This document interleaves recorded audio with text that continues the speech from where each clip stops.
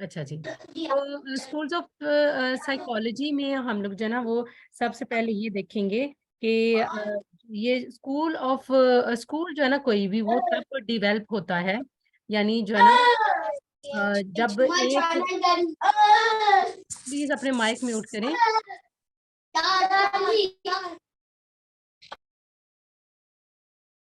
अच्छा जी। तो ये जो है ना वो स्कूल ऑफ थॉट तब बनता है जब एक जो है ना वो फिलोसफर या साइकोलॉजिस्ट या कोई भी बंदा जो है ना कोई इस तरह का नजरिया पेश करे जिस, यानी ऐसा कोई अपना ख्याल या अपना कोई तजुर्बा लोगों के साथ शेयर करे जिस की जो है ना वो प्रैक्टिकलिटी इस नोयत की हो कि लोगों को जो है ना अपना हम ख्याल बना ले, ठीक है। तो जो उसके हम ख्याल होते हैं वो मिलके फिर उनको हम कहते हैं कि ये स्कूल ऑफ थॉट है, ठीक है।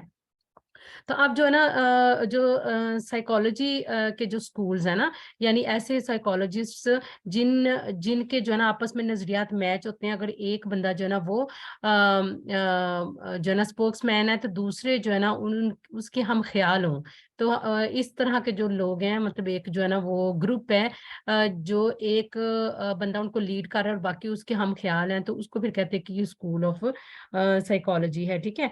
तो आज हम जो है ना वो सबसे पहले देखेंगे स्कूल्स ऑफ साइकोलॉजी में स्ट्रक्चरलिज्म, ठीक है। तो ये सबसे पहला जो है ना स्कूल ऑफ साइकोलॉजी है। तो इसमें जो है ना वो ये जो है ना किसने इंट्रोड्यूस करवाया, जो ये स्ट्रक्चरलिज्म जो है ना वो थेरी है, ठीक है। तो ये विलहेल्म वंट, ठीक है, वंट, ये जो है ना वो इसकी प्रोनाउंसिएशन डी को साइलेंट करना है, ठीक है। तो विलहेल्म वंट, तो जो है ना वो ये बिलोंग करता था जर्मन से, ठीक है। ये जर्मन साइकोलॉजिस्ट था और ये जो ना 1832 में ये पैदा हुआ और 1920 में इसकी डेथ हुई है, ठीक है।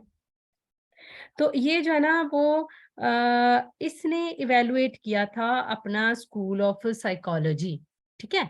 यानी ये सबसे फर्स्ट बंदा था जिसने फिलॉसफी को साइकोलॉजी से अलहदा करके, यानी जो है ना पहले फिलॉसफी के अंडर ही ये वाला जो साइकोलॉजिकल एलिमेंट था वो पढ़ा जाता था, फिर इस ये पहला बंदा है जिसने साइकोलॉजी को फिलॉसफी से अलग करके एक बाकायदा जो है ना वो एक जो है नॉलेज का दर्जा दिया था। बाकायदा उसने कहा था कि ये एक फील्ड है अलग से।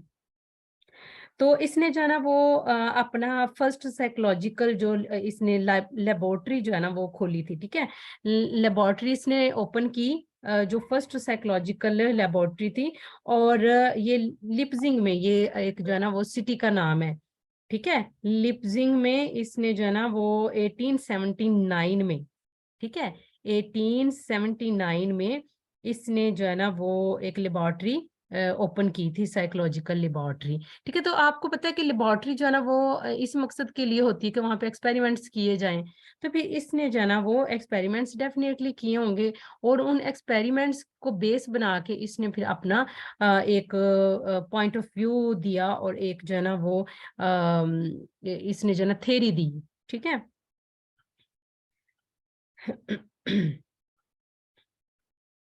अब इसने जो थ्योरी पेश की थी ना, तो उसका फोकस, यानी जो ये बंदा था, इसका फोकस एक्सपेरिमेंट्स पे था कि जो कॉन्शियस पे बेस्ड होती हैं, ठीक है।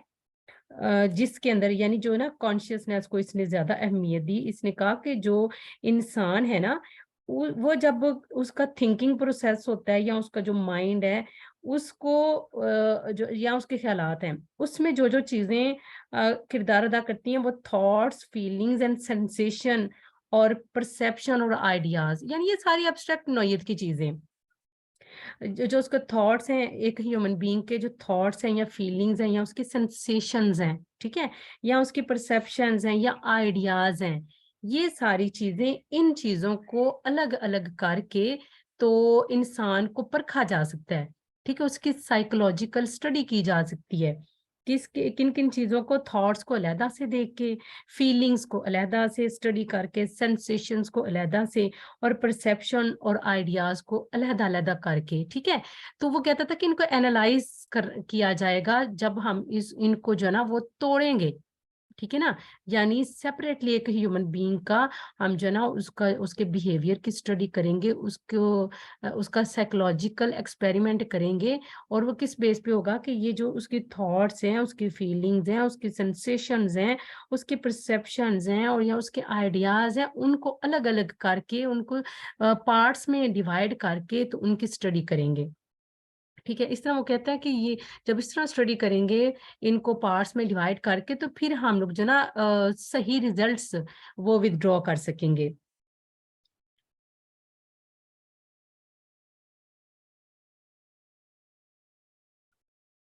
ये जो है ना, चूंकि ये जो है विलहेल्म वंट, वो उसका फोकस्ड जो है ना वो था और उसकी अटेंशन थी कि on the analysis of component of consciousness. ठीक है, कंपोनेंट ऑफ कॉन्शियसनेस पर उसका जो ना सारा फोकस था। That's why his approach to psychology is called structuralism. ठीक है, ये आपने माइंड में रखना है कि जो है ना वो कंपोनेंट्स ऑफ कॉन्शियसनेस पे ज्यादा इसने अटेंशन दी कि उनको एनालाइज किया जाए। That's why his approach to psychology is called structuralism.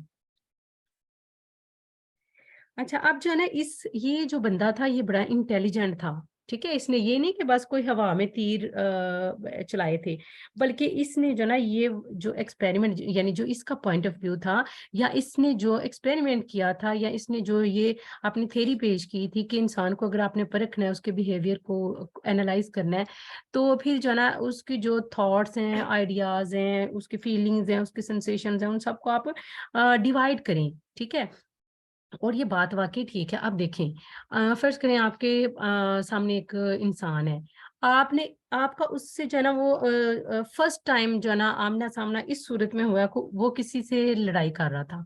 ठीक है, उस वक्त क्या था कि जो उसकी जो इमोशनल स्टेट है या उसके जो इमोशंस हैं वो ज्यादा गालिब थे। ठीक है, तो आपने उसके इमोशंस का जो एक पहलू है वो देखा, तो आप उसके बारे में फिर एक राय कायम कर लेते कि ये बंदा ऐसा है। ठीक है, लेकिन ये जो विलहेल्म है, इसका नजरिया ये है कि आप जो है ना सारे एलिमेंट्स को देखिए। जब वो गुस्से में होता है, वो वाली उसकी फीलिंग्स, वो वाले एहसास उनको भी देखिए। जब वो ज्यादा जो है ना वो हैप्पी मूड में होता है, फिर भी उसकी जो फीलिंग्स हैं या उसका जो बिहेवियर है उसको जज करें। ठीक है, फिर उसके जो आइडियाज हैं उनकी उनको बेस बना के उसको जज करें। तो ये तरीका उसने जो ना मतलब ये है भी बड़ा लॉजिकल है। ठीक है, कि अगर हम सिर्फ एक पहलू को देखें और उसकी बेस पे हम लोग जो ना वो बिहेवियरल स्टडी समझे कि ये हमारी कंप्लीट होगी, तो ऐसा नहीं है। ठीक है, जो डिफरेंट कॉन्शियसनेस के जो डिफरेंट एलिमेंट्स हैं, डिफरेंट एस्पेक्ट्स हैं, उन सब की स्टडी लाजमी लाजमी है। ठीक है, तो इस वजह से वो कहता है कि जो है ना वो थॉट्स को, फीलिंग्स को, सेंसेशंस को, परसेप्शंस एंड आइडियाज को अच्छे तरीके से जो है ना वो सबको एनालाइज किया जाए अलग अलग करके। अब ये जो ना इंट्रोस्पेक्शन एंड सेल्फ ऑब्जर्वेशन, ठीक है, ये भी इसने कॉन्सेप्ट दिया था।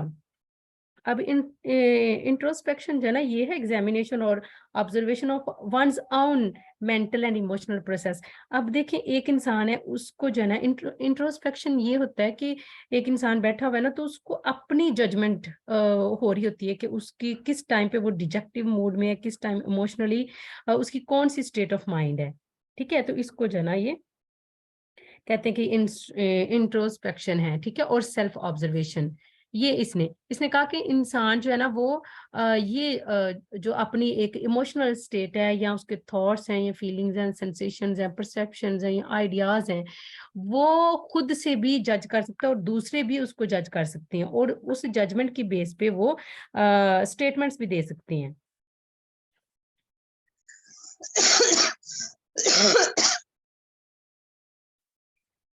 अच्छा जी, इसने जब हाँ जी, इसने जब ये वाली थ्योरी पेश की तो उसके बाद जो है ना जो इसने जो थ्योरी पेश की थी, इसको मजीद देखते हैं।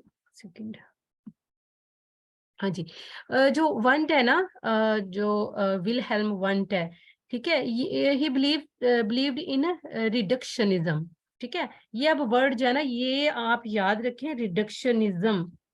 ठीक है, इसने ये थ्योरी दी थी यानी ये वर्ड जो है ना, ऐसी क्वेश्चंस आती हैं कि जो है ना वो 3-4 नाम बता देंगे, ठीक है, ऑप्शन में, और साथ स्टेटमेंट दे देंगे कि बिलीव्ड इन रिडक्शनिज्म।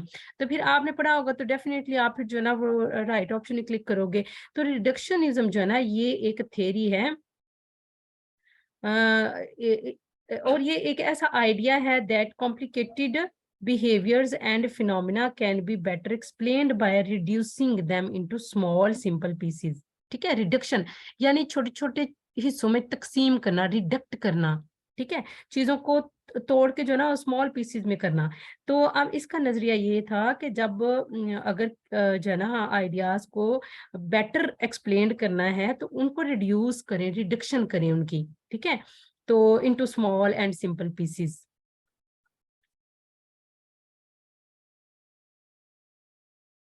ठीक है ना, इस तरह क्या होगा कि आप बड़ी सिंपली और बड़े अच्छे तरीके से जो है ना वो चीजों को असेस कर सकेंगे। जो चीज आपने असेस करनी है, जो आपका एम है, उसको आप जल्दी से अचीव कर लेंगे। फिर one concentrated on 3 areas of mental functioning: thoughts, images and feelings। ठीक है, ये 3 जो मेंटल यानी हमारा जो ब्रेन है, हमारा जो मेंटल फंक्शन है, ठीक है, उसको 3 हिस्सों में ये डिवाइड करता है, 3 एरियाज में। वो कहता है कि थॉट्स, इमेजेस एंड फीलिंग्स। तो ये तीनों चीजें जना देखें, अगर हम देखें कि इस जो थ्योरी की खूबसूरती क्या है, ये जो थॉट्स, इमेजेस एंड फीलिंग्स है ना, ये बहुत ज्यादा इंपॉर्टेंट पार्ट प्ले करते हैं हमारी जिंदगी में। ठीक है, हमारे बिहेवियर की को एनालाइज करने में, हमारे बिहेवियर को जज करने में, हमारी बिहेवियर को देख के उसके बारे में कोई हतमी राय देने के बारे में, ये जो थॉट्स, इमेजेस एंड फीलिंग्स हैं, ये बड़ा अहम रोल प्ले करती हैं। ठीक है, तो लेकिन जब हम इसकी जो है ना शॉर्टकमिंग्स में देखेंगे तो फिर ये चीजें उतनी ही नेगेटिव भी साबित होती हैं। ठीक है, तो फिलहाल हम इसको देखते हैं। Some of these areas are still studied in cognitive psychology today. अब जो कॉग्निटिव साइकोलॉजी है, यानी कॉग्निटिव जो साइकोलॉजी जिसका ताल्लुक ब्रेन से है, ठीक है, कॉग्निटिव का जब भी हम वर्ड बोलते हैं ना, तो वो हमारी मेमोरी या हमारी ब्रेन के साथ उसका ताल्लुक होता है। तो आजकल जो है ना जो साइकोलॉजी को जो है ना जो कॉग्निटिव स्टडी है, उसके अंदर हम लोग जो है ना इसको यूज करते हैं।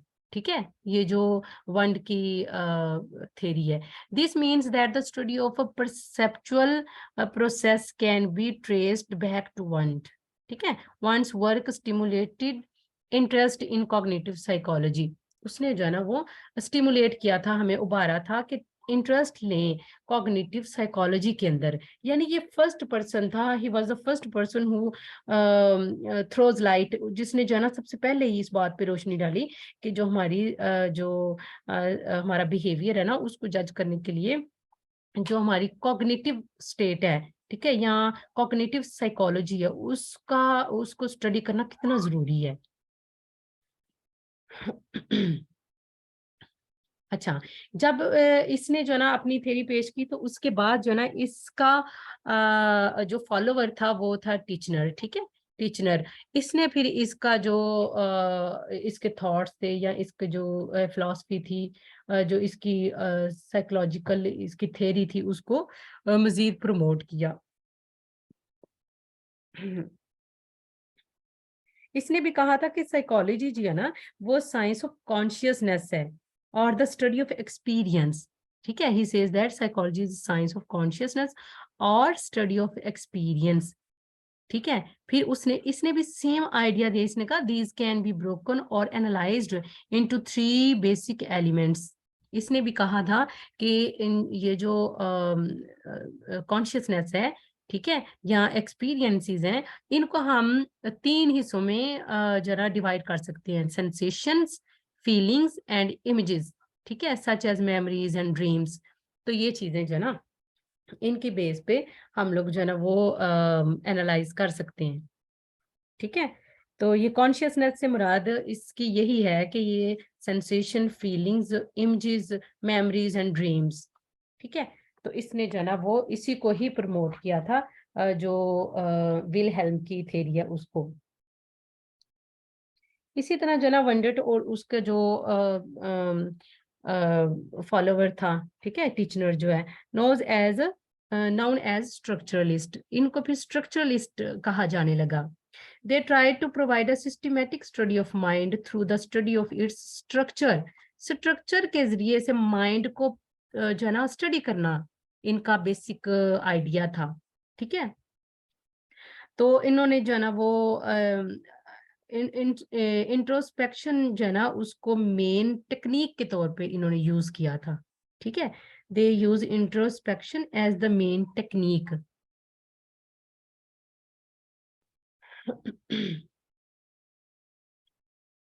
अच्छा जी, तो साथ ही हम लोग ये देखते हैं कि जो मैंने पहले बताया था ना कि यही चीजें जो वो बार बार कह रहे हैं कि जो है ना वो भाई हमारी इमेजेस और जो इमेजिनेशंस और थॉट्स और फीलिंग्स और सेंसेशंस और परसेप्शंस और आइडियाज, ये चीजें जो ना इनके बलबूते पे हम लोग जो है ना वो ब्रेन स्टडी कर सकते हैं, माइंड को स्टडी कर सकते हैं। ठीक है, अब ये चीज जो है ना अगर सिर्फ इमोशनल जो है ना वो साइड को देखा जाए, ठीक है, थॉट्स को देखा जाए, feelings, sensations, perceptions and ideas, तो ऑल दीज थिंग्स आर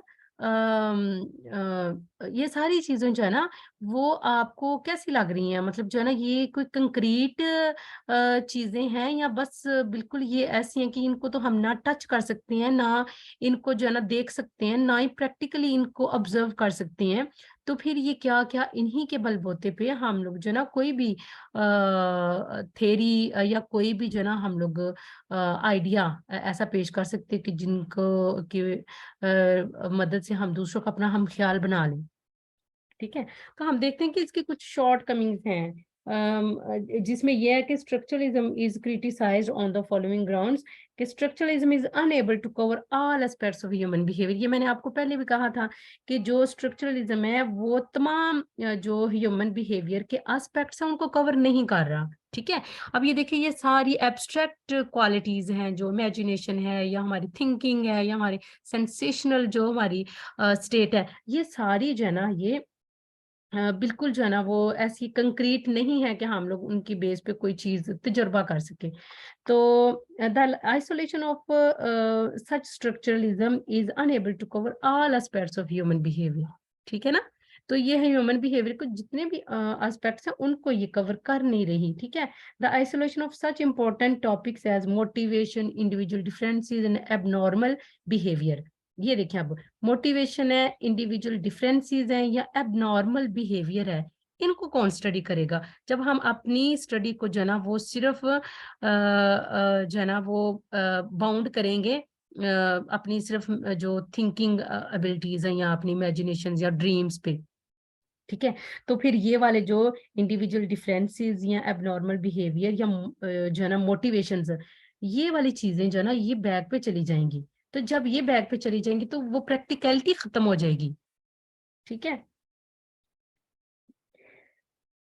उसके बाद जो है ना वो आप जो है ना देखें इसको अगर हम पार्ट्स में डिवाइड कर लें, पहले हमने पढ़ा है ना कि इनको जो है ना वो पार्ट्स में डिवाइड करके जो हमारी जो थिंकिंग स्ट्रक्चर है उसको जो है ना पार्ट्स में डिवाइड करें, इमोशंस को लैदा कर लें, ड्रीम्स को लैदा कर लें, आइडियाज को लैदा कर लें। ठीक है, तो सेंसेशंस को लैदा कर लें।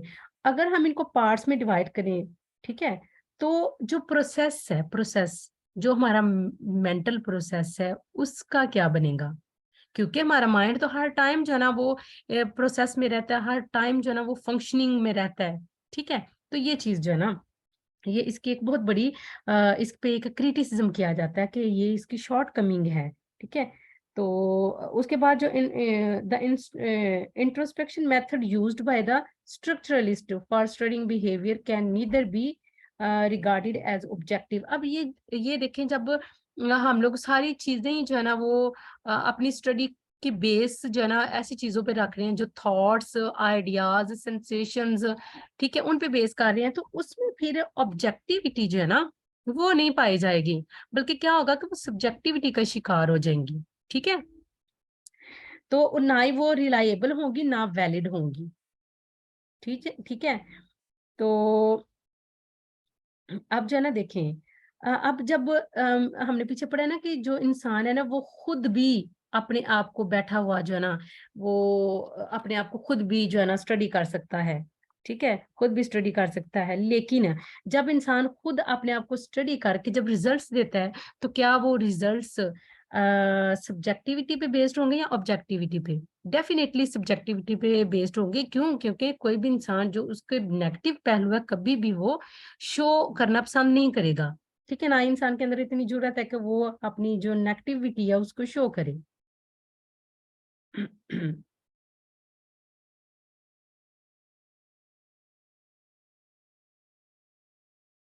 तो ये जो है ना इसकी जो थी ना वो इस पे क्रिटिसिज्म किया जाता है। उसके बाद हम लोग देखते हैं दूसरा स्कूल ऑफ थॉट, फंक्शनलिज्म, ठीक है।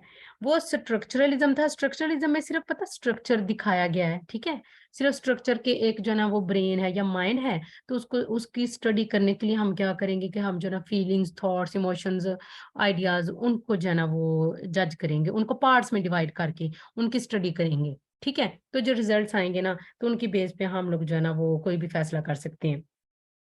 तो अब जो फंक्शनलिज्म वाले हैं ना उनका जो एक्सपोनेंट है वो विलियम जेम्स है, ठीक है, विलियम जेम्स है। तो विलियम जेम्स जो ना 1842 में पैदा हुए थे, 1910 में इनकी डेथ हुई थी। और he was belong to USA, ठीक है, यूएसए से ये बिलोंग करते हैं। और ये अगर जो विलहेल्म वंड है ना, ये वंट है, ये अगर जो है ना वो father of psychology on the whole माने जाते हैं कि ये फर्स्ट जो है ना वो फादर ऑफ साइकोलॉजी हैं, ठीक है। और जो है ना वो पाइनियर हैं साइकोलॉजी के, जिन्होंने साइकोलॉजी को फिलोसफी से अलग किया। तो इसी तरह ही वो अगर जर्मन में जो है ना बहुत ज्यादा अहमियत के हामिल थे और ऑन द होल भी। लेकिन जब हम यूएसए में देखें तो यूएसए में विलियम जेम्स जो है ना उसको समझा जाता है कि ये फादर ऑफ साइकोलॉजी हैं, ठीक है। ये भी क्वेश्चन आ सकता है। जब हम ऑन द होल बात करेंगे तो विलियम वंट जो है ना उसको कहा जाएगा कि ये फादर ऑफ साइकोलॉजी है। और जब हम यूएससी की बात करेंगे अमेरिका के अंदर, तो वो जो है ना विलियम जेम्स को समझा जाता है कि ये फादर ऑफ साइकोलॉजी है। इन्होंने ये क्लेम किया था कि कॉन्शियसनेस और experience can not be broken, ठीक है। उन्होंने कहा था ना ब्रोकन किए जाएंगे छोटे छोटे पीसेस में, अलग अलग जो है ना वो इनको पार्ट्स में डिवाइड किया जाएगा। लेकिन ही एडवोकेट्स द थ्योरी, इसने जो है ना ये वाली थ्योरी एडवोकेट की है कि जो कॉन्शियसनेस या एक्सपीरियंस है it can not be broken up into elements. And there is no way, according to William James, he says that there is no way to separate ideas, thoughts, sensations or perceptions. ठीक है। और बात भी ठीक है कि हम जो है ना इन सारी चीजों को सेपरेट कैसे कर सकते हैं। हमारे आइडियाज, हमारे थॉट्स, हमारी सेंसेशंस, हमारी परसेप्शंस, ये सारी को रिलेट है एक दूसरे के साथ, इंटरलिंक करती हैं, ठीक है।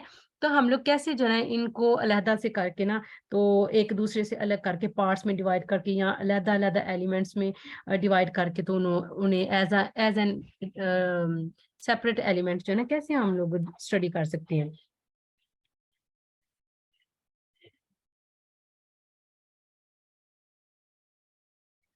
अब जो विलियम जेम्स है ये चूंकि जो है ना इनका ये बड़े प्रैक्टिकल आदमी थे खुद भी, ठीक है।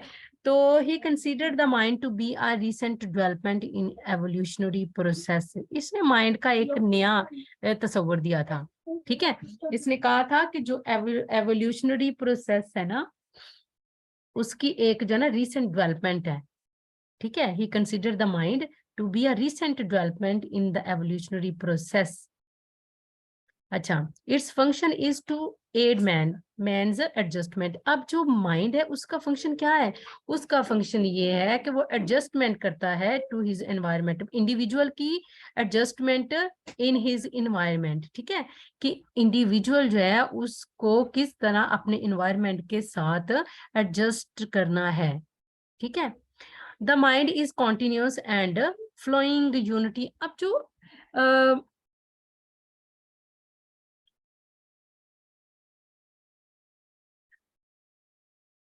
अच्छा, हमारा जो माइंड है ना वो एक कॉन्टिन्यूस चीज है।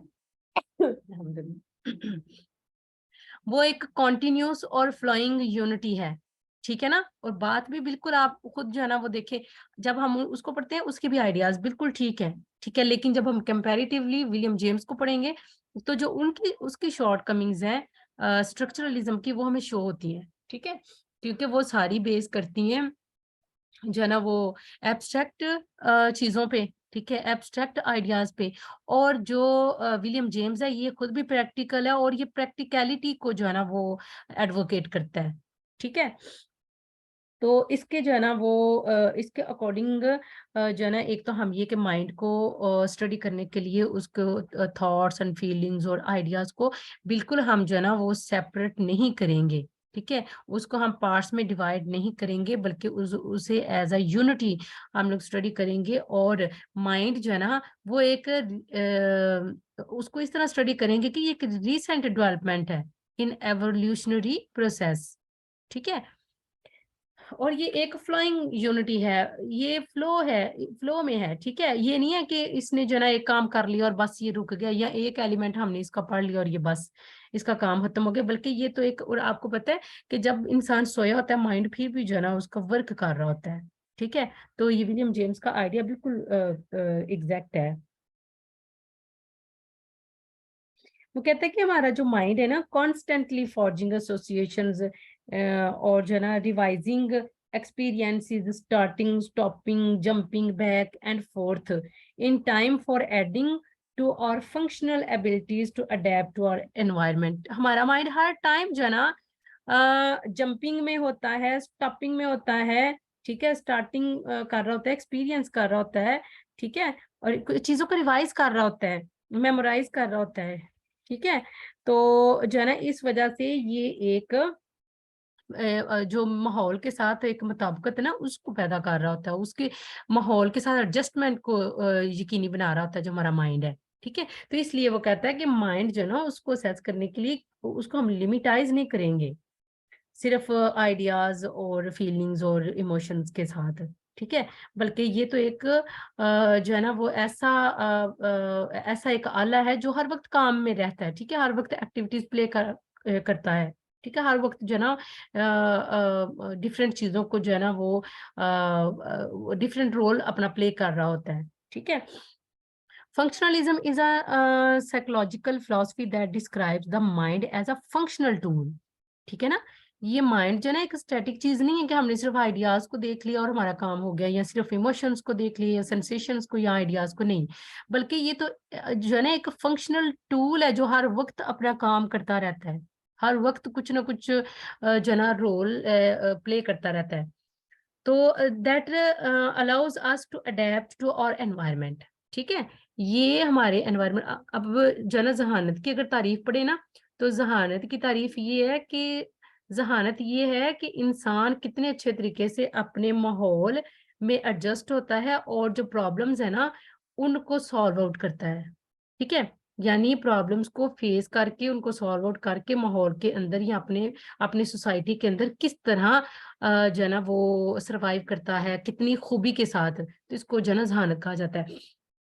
तो ये जो है ना इसका भी सेम ही जो है ना वो कॉन्सेप्ट है फंक्शनलिज्म का। वो कहते हैं कि जो माइंड है वो तो एक फंक्शनल टूल है, ठीक है, that allows us to adapt, कि हम जो है ना वो मुताबिकत पैदा करें अपने एनवायरनमेंट के साथ, अपने एनवायरनमेंट के अंदर जो है ना हम लोग एडजस्टमेंट करें, ठीक है।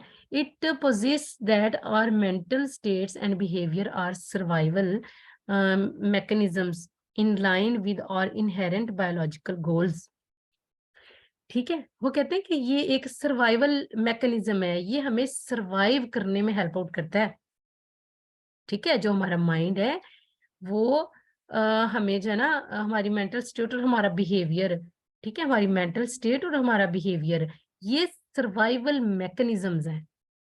हमारा ब्रेन जो हमारा हमारा माइंड है वो हमारे बिहेवियर को कंट्रोल करके हमारे बिहेवियर को पॉजिटिव वे पे चला के तो जो है ना एक सर्वाइवल मैकेनिज्म जो है ना वो क्रिएट करता है, जिसके अंदर फिर इंसान जो है ना माशरे के साथ मुताबिकत पैदा करता है, माशरे के अंदर एडजस्टमेंट पैदा करता है, ठीक है।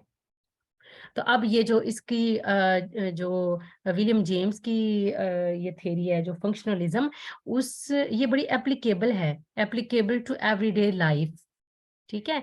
और जो है ना, ये इसका नजरिया ये है कि नीड बेस्ड जो है ना, नीड बेस्ड होनी चाहिए देन सब्जेक्ट मैटर। ठीक है, यानी जो हमारी जरूरियात हैं, ठीक है, या हमारा जो जो जो माइंड को स्टडी करने का ये बिहेवियर असेसमेंट का जो एक मकसद है, वो नीड बेस्ड होना चाहिए, सब्जेक्ट मैटर बेस्ड नहीं होना चाहिए।